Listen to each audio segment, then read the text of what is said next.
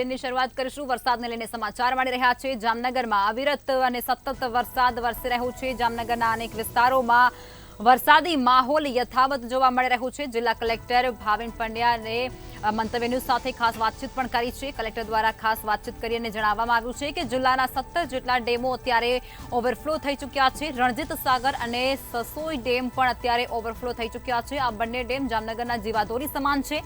સમગ્ર જિલ્લામાં કોઈપણ પ્રકારની જાનહાનિ નથી થઈ તે પ્રકારની પુષ્ટિ પણ તેમણે કરી છે। સાથે જામજોધપુર અને કાલાવડના વિસ્તારોમાં પણ વરસાદી માહોલ જામી ચૂક્યો છે। સ્થિતિને પહોંચી વળવા માટે તંત્ર સજ્જ છે તેવું પણ તેમના દ્વારા ખાસ વાતચીતની અંદર જણાવવામાં આવ્યું છે।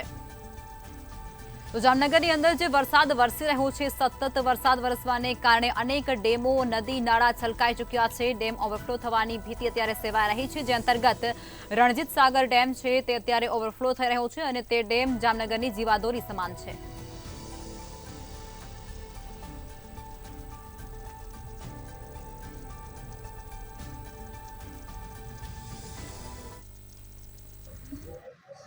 ये खास કરીને જામનગર શહેરની વાત કરવામાં આવે જામનગર શહેરની અંદર છેલ્લા જે 5 દિવસથી હવામાન વિભાગ દ્વારા આગાહી કરવામાં આવી છે। આગાહીના પગલે લઈને જામનગર જે જિલ્લા તંત્ર છે, જે કલેક્ટર સાહેબ સાથે આપણે સીધી વાતચીત કરીએ કઈ પ્રકારની હાલ જે સ્થિતિ છે અને વરસાદ કારણે કેટલા ડેમો પણ ભરાયા છે અને હાલ જે ગ્રામ્ય વિસ્તારની કેવી સ્થિતિ છે।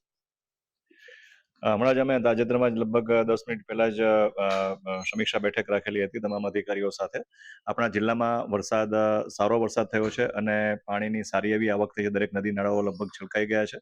ડેમની જ વાત કરીએ તો નાના મોટા ડેમ આપણે 25 જેટલા ડેમ જિલ્લામાં છે, એમાંથી લગભગ 15 જેટલા ડેમ લગભગ ઓવરફ્લો થઈ ગયા છે અને 3 થી 4 ડેમ લગભગ 70 થી 90% પહોંચી ગયા છે। એટલે મોટા ભાગના ડેમમાં પણ પાણીની આવક અને રોડ રસ્તાની વાત કરીએ તો રોડ રસ્તાઓમાં ગ્રામ્ય માર્ગ લગભગ આપણા 10 થી 12 છે। અત્યારે પાણી ઓવરટોપિંગને કારણે અત્યારે ગ્રામ્ય માર્ગ બંધ છે।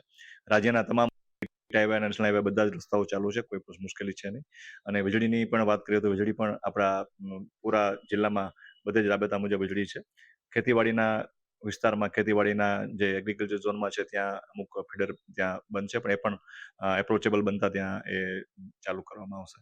આ રીતે જોવા જઈએ તો આ પીવાના પાણીની આપણી શહેરની પણ સમસ્યા હતી, જે સસોઈ ડેમ અને રણજીત સાગર ડેમમાં પણ પાણી ફૂલ થઈ ગયું છે, ઓવરફ્લો થયો છે અને આ પ્રમાણે એકદમ ખૂબ જ આવકાર્ય અને સ્વીકાર વર્ષા જામનગર જિલ્લામાં થઈ છે। બાકી જનજીવન રાબેતા મુજબ મેજર કોઈ દુર્ઘટના હાલમાં નોંધવામાં આવી નથી।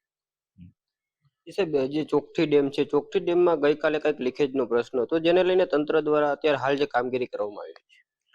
સોકઠી ડેમ જે છે એ ચેક ડેમ છે, નાનો ચેક ડેમ છે, એમાં એ ગ્રામ કક્ષાનો છે, જે પંચાયત સિંચાઈ વિભાગ હસ્તકમાં આવેલો છે। તેમાં પાણી ઓવરફ્લો થઈ જતા લગભગ અડધો ફૂટ જેટલું ઓવરફ્લો ચાલુ હતું, જે અનગેટેડ પ્રકારનો ચેક ડેમ છે અને એમાં એક ગાબડું એટલે કે અમુક જગ્યાએથી ડેમેજ થઈ જવાથી એ દિવાલ એની થોડી નબળી પડી ગયેલી હતી અને અત્યારે એના ટેકનિકલ ટીમ રાતે પહોંચી ગઈ હતી। અત્યારે પણ ત્યાં કામગીરી ચાલુ છે। અત્યારે એ જાણવા મળ્યા મુજબ ત્યાં પાણી પણ ડાયવર્ટ એમાંથી ત્યાંથી ડેમમાંથી, જેથી કરીને ડેમ ઉપરનો પ્રેશર એમાં ઓછું કરી શકાય અને ત્યાં રિપેરિંગની કામગીરી પણ સાંજ સુધીમાં ત્યાં સંપૂર્ણ કરવામાં આવશે। ગાંધીનગરથી ચીફ એન્જિનિયર શ્રી પણ સિંચાઈ વિભાગના પણ ટૂંક સમયમાં આપણે ત્યાં અહીંયા પહોંચી જાય છે।